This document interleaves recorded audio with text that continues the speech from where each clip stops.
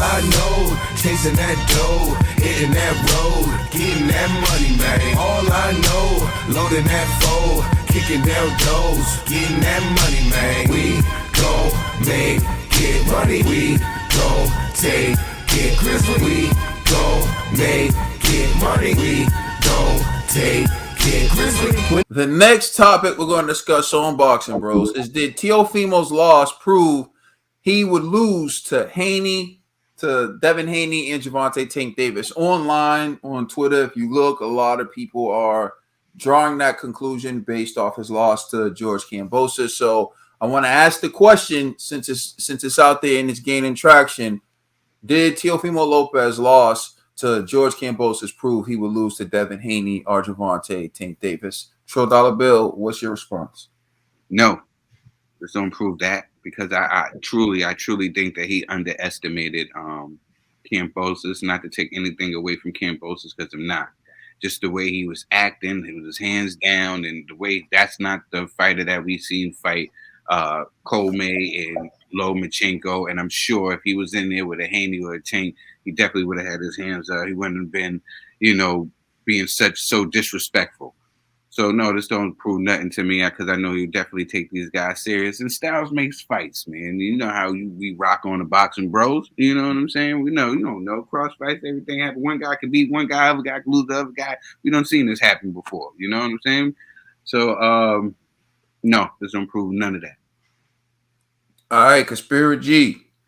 Again, I agree 1,000% with Trill on this one. So I guess I'll just add that both Haney and Tank don't fight anything like Kambosos. So like, nah, it doesn't prove anything at all, man. So Trill highlighted all the talking points that I had. So yeah, proves nothing. All right, Ned the TBE. I'm gonna say, yeah, it doesn't prove anything. Everybody got What's wrong with this kid, man? everybody got different styles, and the style Kambosos used last night is just in the open window to Teofimo Lopez's vulnerabilities. So everybody take notes now. Everybody has vulnerabilities, and I from what I saw last night, I don't think Haney could stand up to that type of style. Maybe Tank. Is that it? That is it. I'm actually gonna give you props, Ned. I think you made a good point. It doesn't prove they can beat them. All it does is it gives them somewhat of a blueprint, right? It gives them some things that they can take and try to execute. But again, can they execute it the way that Kambosos could? It's one thing to see someone else do it, but can you do it the same way? I mean, in response to something else that you said, Ned, I don't know if Devin Haney could stand up to the punches that T.O. landed on Kambosos. Yeah. But it doesn't mean that he couldn't.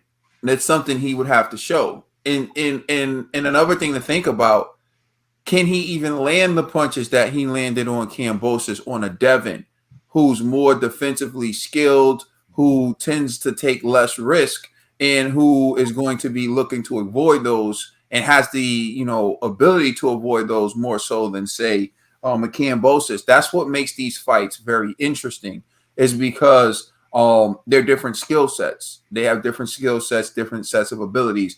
But I do think there's certain things that a Devin and a Tank can take away from the fight. For example, T.O. got hit with an overhand right all night.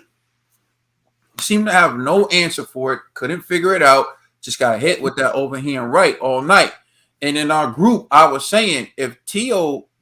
can just counter the overhand right, he'd be all right.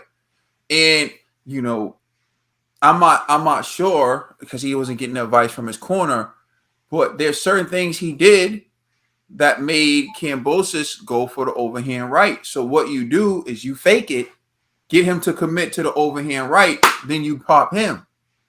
So now he's going to be wondering, is he trying to set me up, or is he really going for it? That's what it is in boxing. It's a chess match. Kambosos picked up on something from T.O., and so he knew when to commit to the overhand right.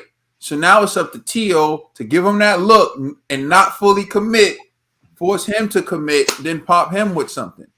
But it was just, he never did it. He never really was able to counter the overhand right successfully. And so is that something he learns from? I don't know.